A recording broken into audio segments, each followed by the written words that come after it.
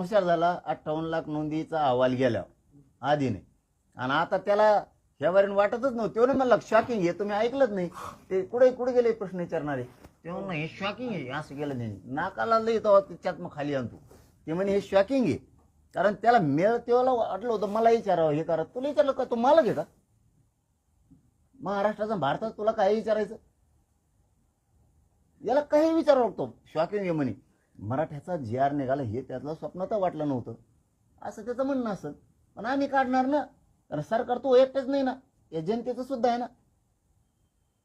म्हणजे आता भुजबळाची संधी संपली असं म्हणायचंय, तुम्ही जिंकलेत म्हणून आता भुजबळ. नाही, मी तसले शब्द नाही वापरे, जिंकलो किंवा कोण हरलं. माया वाटा गेलं की मी कडी लावतो आणि मी माझ्या समाजाला मिळून देतो. कोणाला काय अडवायचं येऊन दे, उभं येऊन दे, कसं यायचं तसं येऊन दे, मी खंबीर आहे.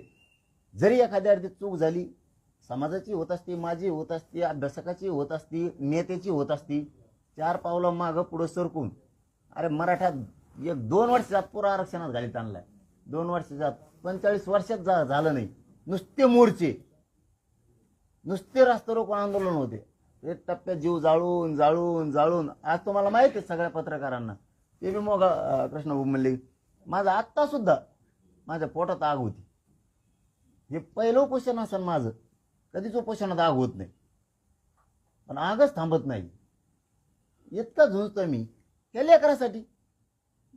मुंबई हायकोर्टाने असं म्हटलेलं आहे की मुंबईमध्ये जे आंदोलन झालं त्याची नुकसान भरपाई कोण देणार, काय नुकसान झालं बाबा? आणि त्यांच्या कोर्टासमोर